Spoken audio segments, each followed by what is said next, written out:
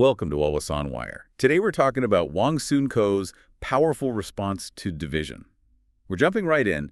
It started with something, well, seemingly minor, didn't it? That dinner event. Yeah, the Global Tourism Exchange dinner. But the issue wasn't really just the catering. Right. It was the controversy over serving certain drinks, and then the focus shifted very quickly, Yeah. targeting Minister Tiong King Sing. Exactly. It became a flashpoint. Minister Tiong, who is non-Muslim, faced criticism, kind of along religious lines about how non-halal items were handled at an official function. And this happens more and more, these kinds of ethno-religious flare-ups. It does. But this specific incident, it prompted this huge statement from Wong Soon Koh. He's the Sarawak Progressive Democratic Party Bawang Asan state assemblyman. And it wasn't just a simple defense of a colleague, was it? It felt much bigger. Oh, absolutely. He framed it as a non-negotiable stand on, well, fundamental principles. So Wong Soon Koh put the full weight of the Sarawak Progressive Democratic Party behind Tiong King Sing, who is their chairman. Full and unyielding support. And the way he framed it, that's what's significant. It wasn't just a local party matter. It felt like a declaration to the whole country What was the core message then? that the party will not back down, period. Especially not when faced with what they see as narrow-mindedness or divisive politics. So defending Tiong King Sing became a defense of something larger. Yes, a defense of the nation's kind of founding spirit of moderation. That's how it was presented. Let's talk about the language. Wong Soon Koh used some really strong words. He said the party must never compromise their principles or dignity just for political convenience. That's quite a statement. It's taking a stand, making it a moral issue, not just political He strategy. seems like a big risk politically, framing it in such stark moral terms. Well, it's strategic. By doing that, he shifts the focus. Hmm. It's not just about the dinner anymore. It's about fundamental rights, identity, values. So he is arguing there's a duty to speak out. Yes, a duty to speak fearlessly when, established moderate positions are challenged by views they consider extreme. It's an attempt to claim the high ground, morally speaking. But does that kind of strong moral language really connect with everyone, especially across the South China Sea? Is it maybe too confrontational? He seems to believe it has to resonate because, in his view, the alternative is worse.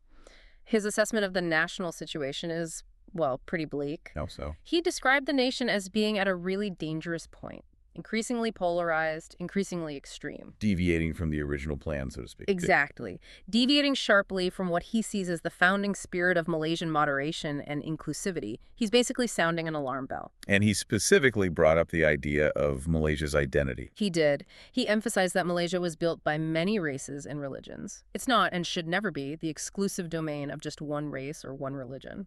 So using the Tiong King Sing issue as a platform to push back against certain political factions. It seems that way. A warning shot fired directly at those pushing ethno-religious agendas that challenge that multiracial foundation. He's essentially saying, if you let this slide, you lose the country's soul. Okay, so beyond the principles, Wong Soon Koh also talked about tangible consequences, right? Right. Real-world costs. Yes, a very stark warning. He said everyone, Muslims and non-Muslims alike, will pay the price if this polarization continues. And that price isn't just social friction. He mentioned the economy. Definitely. He connected the dots very clearly. National unity collapses, he argued, and the economy suffers massive harm.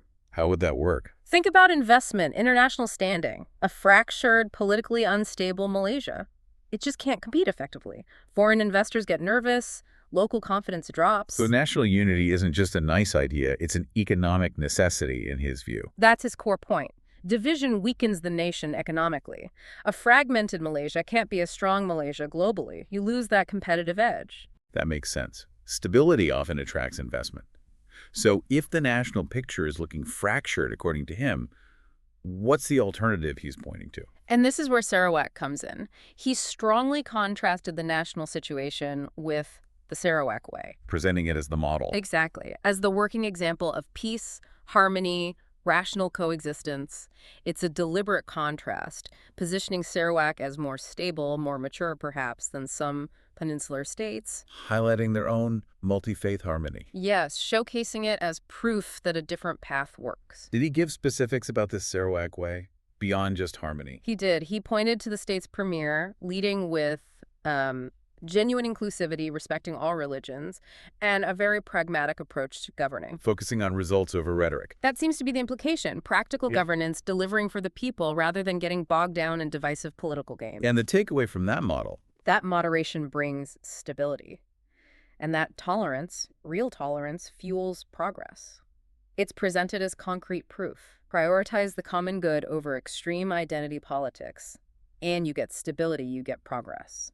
Okay, now let's get to the part that really made waves. The suggestion about, well, expanding. Ah, yes. That was the most provocative statement, wasn't it? He suggested that if things keep going downhill nationally, the Sarawak Progressive Democratic Party wouldn't be afraid to readjust its position. And even contemplating expansion into West Malaysia, that's the headline grabber. It's a huge statement. What does that even mean, a regional party thinking about expanding nationwide? It's a massive political signal. Essentially, it implies a deep dissatisfaction with the current federal political dynamics. A belief that the center isn't holding, or worse, is actively contributing to the problem. Precisely. Why else would a Sarawak-based party suggest entering West Malaysia to save the country? It suggests they believe the current leadership or political configuration there is failing the nation. Wow. So they're positioning themselves as the potential saviors, bringing the Sarawak Way to the peninsula. That seems to be the message. It's incredibly bold. What would that even look like practically? It sounds like a monumental challenge. Oh, it would be enormous. But the threat itself, even if just a suggestion for now, serves purposes. Like what? Well, first, it pressures their current partners in the federal government.